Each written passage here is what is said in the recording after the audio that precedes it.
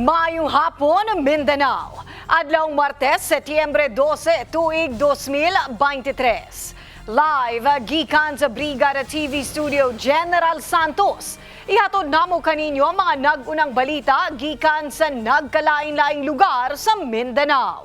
Mga balitang gitutukan sa news team. Ako si Brigada Dil Bartolaba ug kini ang Brigada Mindanao.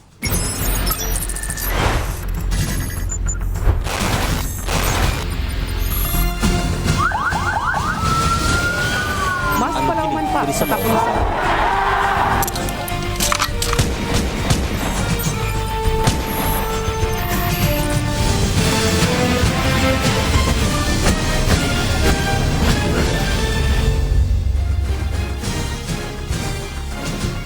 Usa ka classroom sa Carmen National High School ang gilamoy sa kalayo kagahapong adlaw. Samtang BFP, gitudlo nga hinungdan sa maong sunog, mao ang upos sa sigarilyo.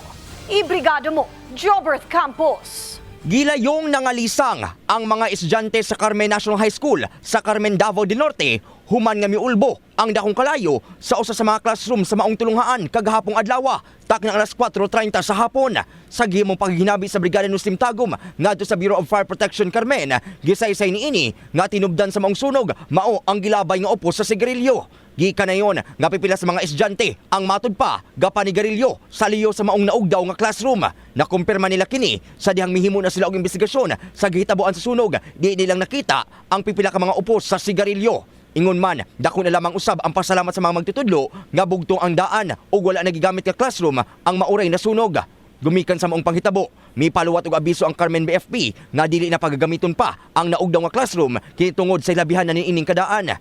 Matud pa nga mukabat sa 6,000 pesos ang nahimong damyo sa sunog kung asa lakip sa mga nasunog ang mga daan o guba ng mga kompyuter nga anaa sa sulod niini. Pahimangno karon sa BFP ngadto sa maong tulunghaan nga hingpit gayod nga imonitor ang ilang mga estudyante kabahin sa pagkupot og pagduslit og sigarilyo sa sulod sa campus. Sanglit posible pa nga mahitabo pagbalik ang maong insidente. Nanukad gikan diri sa Tagum City. Kini si Brigada Jubers Campos in the heart of changing lives. Brigada News. Kalaboso sa Digos City Police Station ang usa ka lalaking nadakpan atol sa joint anti-illegal drug buy-bust operation sa otoridad sa dakbayan sa Digos. Asa nakuhaan pa kini og armas. Ibrigada mo, Deno Tolentino. Kalaboso sulod sa Digos City Police Station ang usa ka lalaking nadakpan natol sa joint anti-illegal drug buy-bust operation sa mga personel sa City Drug Enforcement Unit ug intel personnel sa Digos City PNP kagabi didto sa Purok Huco Salim, Aurora 3rd Street, Barangay San Jose, Digos City. Kaban ng mga personel sa PDEA 11, RPDEO o guban pa nga insya sa kapulisan, nagmalampusong nadakpan sa otoridad ang usa ka Leonard Pansakala Magallanes alias Bro, 32 anyos o litao, usa ka bilyar pinboy nga residente sa Purok Uwagon, Punta Biao, Barangay Cogon ning dakbayan sa Digos, Davao del Sur. Kinsay gikonsidera sa kapulisan bilang usa ka street level individual newly identified drug personality. Sumala pa napalitan kini sa operatiba og usa ka pakete sa ginatuang Cebu gamit ang usa ka libo ka pesos nga drug buy-bust money nga adunay inisyal nga marka nga JBC ug mao'y nahimong drug buy-bust item batok sa nasampit nga dinakpan. Didto nagpositibo kini sa pagpahuyot og ginadiling droga ug gilayong gidakop sa kapulisan. Unasa nakuha usab matud pa ang mga ebidensya sa posisyon nini ang lain pang 7 ka pakete sa shabu, usa ka unit sa homemade caliber .38 revolver nga walay serial number nga adunay 3 ka buhing bala ug ang holster nini nga kulay itom. Lakip na ang naeskutang mark money, usa ka cellphone nga kulay itom ug usa ka coin purse nga kulay itom. Sa karon ang naeskutang dinakpan nagpabiling balog sulod sa silda sa Digos City Police Station ug magatubang sa kasong pagsupak sa Republic Act 9165 tungod sa illegal nga droga o kasong kalapasan sa Republika 10591 in relation to Comelec gun ban tungod usab sa armas nga nakumpiska kaniya atol sa nasampit nga buy-bust operation. Kini si Brigada Dino Tolentino in the heart of changing lives, Brigada News. Arestado ang usa ka wanted person sa kasong violence against women and their children, Convauci. Human sa gipahigayong law enforcement operation sa Barangay Tuburan, Katipunan, Zamboanga del Norte. Ibrigado mo, Julius Monding. Nagpahigayon og law enforcement operasyon ang mga personahe sa Katipunan PNP sa barangay Tubaran, Katipunan, Zamboanga del Norte nga may resulta sa pagkasikop ni Liner, 25 anyos lalaki og residente sa barangay Pimagas, Katipunan, Zamboanga del Norte. Siya gisikop pinagi sa warrant of arrest tungod sa krimen sa paglapas sa Section 5 subparagraph 4 sa Republic Act number 9262 nga adunay criminal case number 26555 nga mas naila nga violence against women, children kon VAUSI nga gi-issue ni Honorable Nestor Bulan Angeles, Presiding Judge, Regional Trial Court 9th Judicial Region, Branch 8, Pinitsahan, Hulyo 24, 2023. Adunay pensa nga girekomendar nga mobalor sa 72,000 ka pesos alang siyang temporaryong kagawasan. Ang wanted person ana nakaron sa kustodiya sa Katipunan Municipal Police Station alang sa tukmang disposasyon. Gikan sa Dipolog City, kini si Brigada Julius Monding in the heart of changing lives, Brigada News. Usa ka bagong himugso nga batang lalaki ang gibilin sa usa ka lantay nga kawayan nga nakitaan sa usa ka concerned citizen duolang sa ilahang balay. Gani ang bata gilayong dila adayon sa usa ka pasilidad ug ana-ana sa stable nga kahimtang. Ibrigada mo Christian Talimudaw Cabanyas. Nahilikay sa tino nga kaalautan ang bagong nahimugsong masusong bata human nga napalgan sa mga nagpakabanang mga residente sa usa ka abandonado o gihimo nga panimalay sa Purok 3, Barangay Poblasyon, Trento, Agusan del Sur. Magabandang alas 9 ang taknas kagabion niadtong Setyembre 8 tuig 2023. Sumala kang Jolina Valle, unang nakadiscovery sa gibilid nga bata, dakong kagurat niya sa likod nga bahin sa ilang panimalay kay aduna siya nadungog nga hilak sa usa ka bag-o na taong bata. Hinungdan gayang gidool ang tinubdan ni ini sayang paglili kauban ang iyang inahan. Ilahang nakita nga gibutang ang mong bata sa usa ka lantay nga kawayan og hapit na mahagbong sa salog. Gawas pa ni ini adunay scotch tape nga gipilit sa baba ni ini og gihikot nga panapton sa liog nga bahin og nagkabalas-balas. Walay langan nga ilang gitawag ang silingang midwife nga adunay pasilidad nga paanakan og didto gipahimutang ang maong bata sa saysay ni Nanay Mila. Nagdumala sa maong paanakan nga swerte nga nadala ang maong bata sa ilang pasilidad kay maatiman kini nila pag-ayo pagsaysay pa sa gikabutsyag nga midwife nga posibleng pipila na kaoras nga gihimugso ang maong masusong bata kay ugana ang tibok lawas ni ini og niaksyon na og lagom ang mga kamot og tiil. Swerte sumala pa nga nadala gilayon sa ilang pasilidad sa kasamtangan. Ana-ana sa maayong kahimtang ang bata nga ginganlan nga Angelo og nakadawat na sa tanang angay nga madapat sa usa ka bagong panganak nga bata sama sa bakuna og uban pa. Ilaha pang gihulat kung kanus akwaon sa Municipal Social Welfare and Development sa ilang pasilidad isip gitahasan kamoy mohatag og pagtagad sa ingon niini nga kaso. Balita gikan dinhi sa Agusan del Sur. Kini si Brigada Christian Talimudaw Cabanyas in the heart of changing lives. Brigada News. Gamayng butang nga atong ginahimo alang sa atong relasyon, dakong tabang sa pagpaligon sa panag-uban. Dungan sa paningkamot, ayaw kalimti ang paghatag og oras sa inyuhang mga asawa. Make time. Bahala og kapuyon sa trabaho apan dili kay misis. Drive Max Coffee. Ligayang walang katulad. Mga kabrigada, dugang pang mga balita sa pagbalik sa Brigada Mindanao.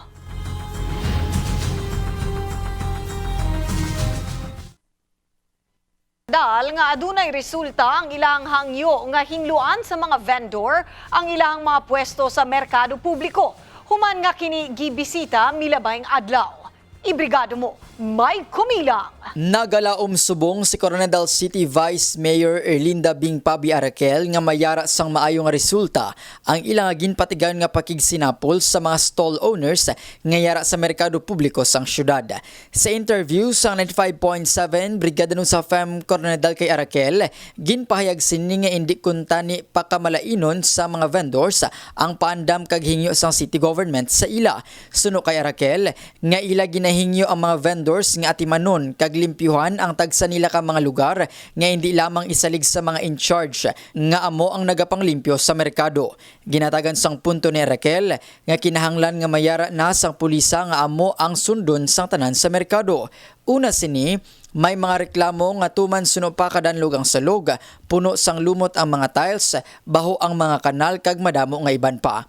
Paandam ni Raquel nga madamo sang palabuton nga kompetensya ang merkado publiko bangod mayara suno pa sa manug-abot nga duha ka mga mall sa syudad.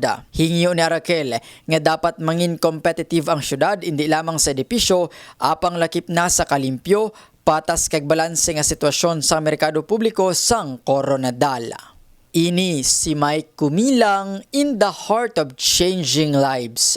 Brigada News. Libuan ka youth aspirants midagsa sa Philippine Military Entrance Examination sa tulo ka exam center sa Area of Responsibility sa 4th Infantry Division Philippine Army. Gani nang hinaot ang mga aplikante nga makapasa sa PMA entrance exam. Ibrigada mo, Claudine Bandita. Gidagsa sa libuan ka mga youth aspirants ang Philippine Military Examination nga gipahigayon sa tulo ka exam centers sulod sa Area of Responsibility sa 4th Infantry Division Philippine Army. Gibutiag ni 4th ID Philippine Army spokesperson Major Francisco Garillo Jr. 1,161 ang kinatibukang ihap sa mga batanon nga mikuha sa exam. Diin sa maong ihap 546 ka mga aplikante ang may exam sa Montalvan Hall, Headquarters, 4th ID Camp Evangelista, Barangay Patag, Cagayan de Oro City. 480 ka mga aplikante ang may exam sa Asis Memorial Gym, Bayugan City, Agusan del Norte. O 135 ka mga aplikante sa Surigao del Norte Provincial Convention Center, Surigao City. Mismo ang proctor teams gikan sa Office of the Cadet Recruitment and Admission, Philippine Military Academy, Fort General Gregorio H. del Pilar, Baguio City ang mi-facilitate sa exam isip unang proseso sa pag-apply sa PMA kay balungan ng matagtuig gahimuon ang exam alang sa pagpili sa pinakamaayong kabatan-unang Pilipino nga mudawat sa hagit aron mahimong leader sa militar nga musilbi sa nasud ug katawhang Pilipino. Ang PMA Entrance Examination gasukod sa mga aplikante ilabi na sa aspeto sa mental ability, sa algebra o geometry, grammar and composition, reading and comprehension, verbal and numerical reasoning, o pattern analysis. Ang mga malampuson nga aplikante makapadayon sa musunod nga screening stage aron mahimong PMA cadets o ipaubos sa 4 ka tuig nga rigid military training sulod sa premier military institution sa nasud didto sa Baguio City. Gikan sa syudad sa Cagayan de Oro, kini si Claudine Pandita in the heart of changing lives, Brigada News. Nag-enjoy sa pagbasa ang mukabat sa 360. Kamakabatan-unan, humana pahimuslan ang Book Mobile Library Services kon Library on Wheels sa Pigkawayan, Cotabato. Ibrigada mo, Eva Molina. Malipayon og excited nga gitagbo sa 360 ka mga bata dito sa Kapayuran Elementary School sa Pigkawayan, Cotabato ang Book Mobile Library Services o gitawag nga Library on Wheels sa panggamanang panlalawigan sa Cotabato ilawom sa pamunuan ni Governor Emilu Lala Taleño Mendoza. Adunay giandam nga Provincial Library sa pagpanguna ni Provincial Librarian Aurora Nebreja tungod sa mga colorful ug punog mga mensahe nga mga libro ug modernong kagamitan susama sa tablet nga magamit sa mga estudyante sa pagbasa o pagtanaw og mga educational videos. Nagpasalamat sila si Pigkawayan Municipal Librarian Feduelas ug Kapayuran Elementary School Principal Elna Viga Fria sa inisyatibo sa pamunuan ni Governor Mendoza nga dadon ang serbisyo sa Provincial Library hilabi na sa mga lagyong eskwelahan nga dakong tabang alang sa dugang edukasyon sa mga bata. Gikan sa Pigkawayan, Cotabato, ako si Brigada Eva Buhayan Molina in the heart of changing lives, Brigada News.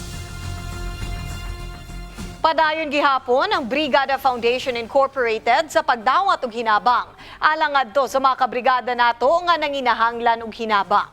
Mamahimo kamo magpadala og cash donation sa Kabrigada Foundation Incorporated Security Bank Account Number 000037840172.